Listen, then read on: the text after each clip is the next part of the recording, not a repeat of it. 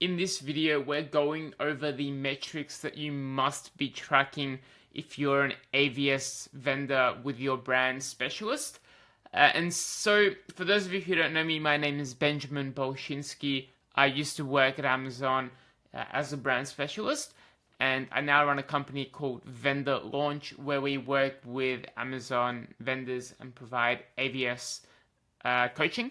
So, without further ado, the first metric, most important is obviously tracking your sales, your top line revenue for your Amazon vendor account. And so there's a couple options to do this. The most important thing really is you have to be tracking the same metric as your brand specialist. So I would confirm with them what they look at, what their KPIs are set, and then you can really track the same thing. In most cases, in my experience, it is PCOGs. This is what you should be tracking. What is PCOGs, you ask? So it stands for Product Cost of Goods Sold. So it's essentially how much Amazon sells to the customer at cost terms. So number of units shipped to the consumer multiplied by the cost price that they've got in their system. So the price at which you're selling it to Amazon. The reason this metric, in my experience, is most useful is because it's tracking what customers are buying, but it's also tracking it in a way that's relevant for you, the price at which Amazon buy it from you. Now, you've got a couple other metrics. Look, to be honest, they all kind of track the same thing, which is top line, like how the business is doing. But you can also track net receipts. So net receipts is looking at the POs you're getting, purchase orders. So, just the PO costs. Alternatively, you can track what's called OPS, which stands for Ordered Product Sales. So it's purely what customers are buying from Amazon. So it's number of shipped units multiplied by the site price.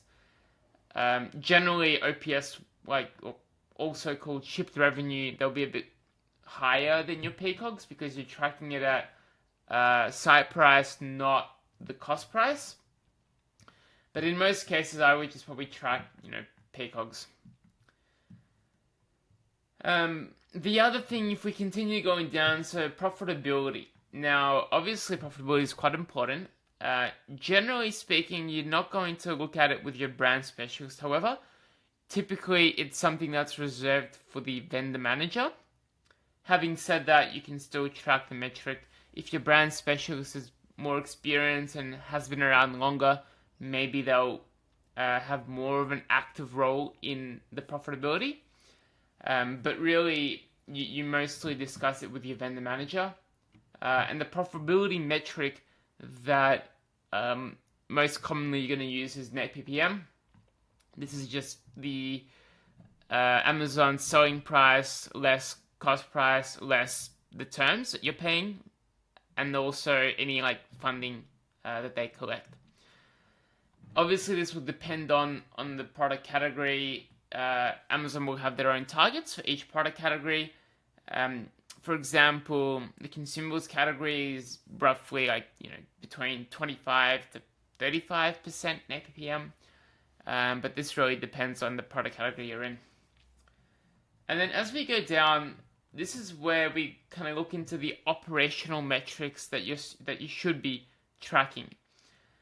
So these arguably are more important, and the reason is because they are what we call input metrics, meaning they directly affect your output. So these could be your output metrics, and all your input metrics, which are these ones here, your operational metrics, will directly impact your outputs.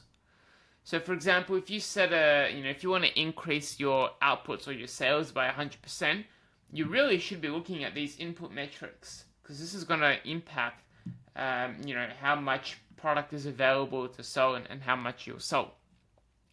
So these are arguably the most important, and this is where your brand specialist really comes into play, where they have a magnifying glass and they look into these at a detailed level. So this is what you should be focusing on with your brand specialist. So firstly, confirmation rate. This is tracking how many purchase orders you've confirmed that Amazon have sent you. Super important. So if Amazon send you 100 units, they buy 100 units, and you accept in the POs 90 over 100 is 90%, your confirmation rate is 90%. So as a target, you should be aiming for as close to 100%, obviously. Ideally, 97% is kind of the, I will put as a target if you're under it. But really anything, minimum 95%. Now, the reason this is important is because it's a lagging indicator for out of stocks.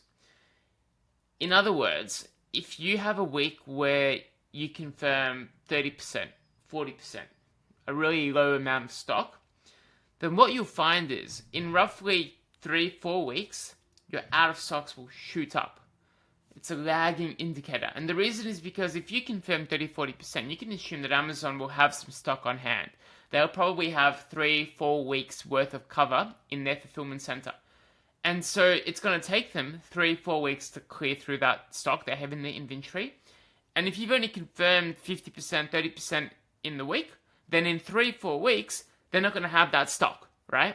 And so that's when you'll see the out of stocks shoot up. So in my experience, confirmation rate usually a lagging indicator for out of stocks. If there's a week where you confirm a low amount, 10-20% of the POs, then you can expect in around 4 weeks' time, your out of stocks will shoot up. Which moves on to our out of stock rate. So out of stock's obviously very important. If the product is not in stock, then you're not going to sell it. Advertising, sales, conversion, all of that is downstream of having the stock in the fulfillment center to begin with. So really you should be aiming for under 3%, as close to 0% as possible. 5% max.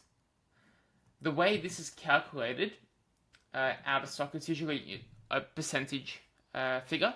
It's calculated by taking the product page views that customers have where it does not have stock, out of stocks, out of stock page views divided by total page views for a product. So if a customer clicks on the product page 10 times, and of those 10 times, the product is out of stock once, it shows up as temporarily or permanently out of stock for the customer 1 out of 10 times, that is an out of stock rate of 10%. So you want to measure, you want to keep this as low as possible, under 3%. Or maximum 5%. Then as we continue, these are some other metrics that you may be able to track.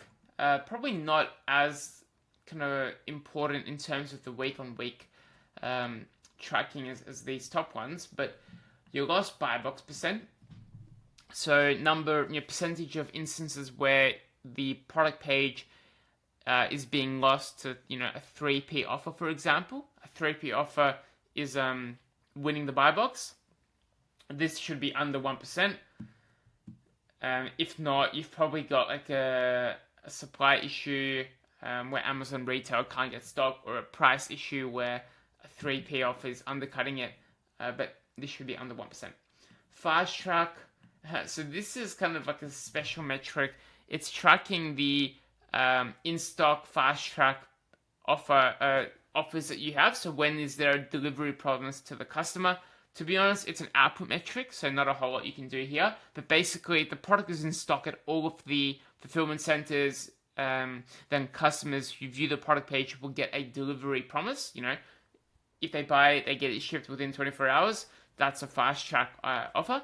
And so that will come up as, fast track.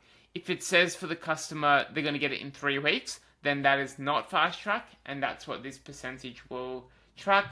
But really, you want to keep this as high as possible. Again, this is like the way you increase this is by you focus on absolutely everything else. So if your lead time is in stock, your confirmation rate, no out of stocks, lost buy box is close to 0%. If you've done all of that, then your fast track will be high as well. So there's nothing that you can kind of directly do here. It's more of like an output metric. And then this takes me on to the lead time. This is an input metric as well. It's an operational metric, and it tracks how long it takes for you to get the products into Amazon's warehouse.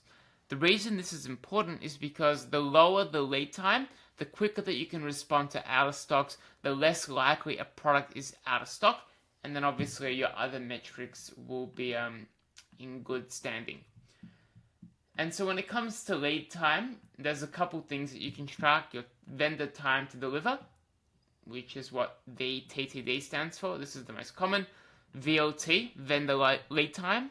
So vendor lead time is your total time from when the PO is raised until it's actually in stock at Amazon's fulfillment center.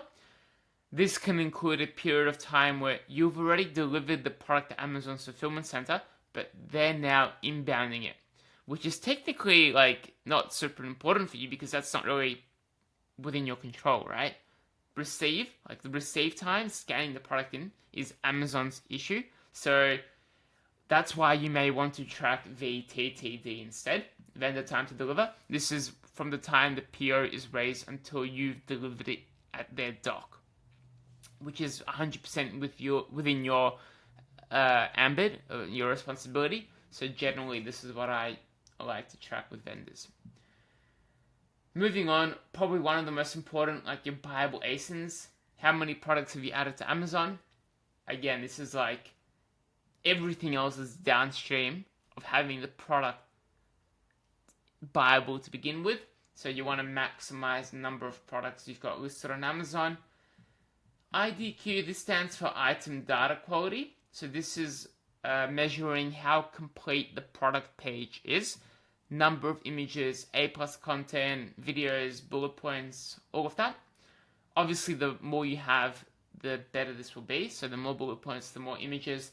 IDQ score typically is a percentage out of 100, and you want to keep it as close to 100 as possible.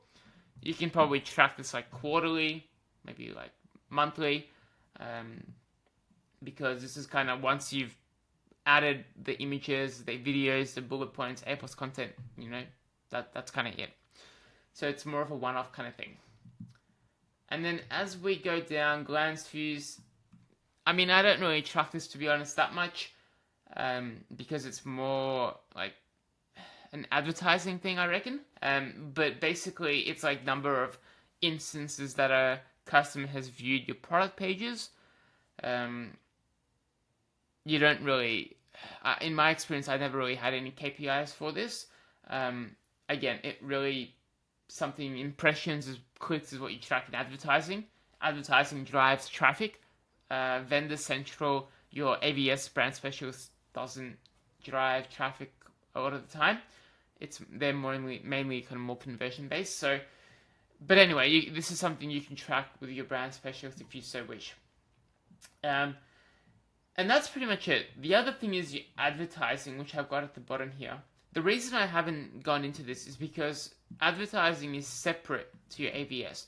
Your brand specialist does not track your advertising metrics.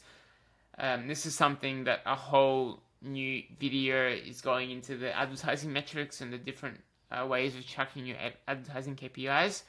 It is obviously very important, but it's separate to your brand specialist, and it's separate to the retail side of the Amazon business. So that covers it. These are the main metrics that I tracked in my years at Amazon, and that I continue to track today. If you have any questions, please book a free call using the link in the description. And otherwise, I hope you have a great day. Bye.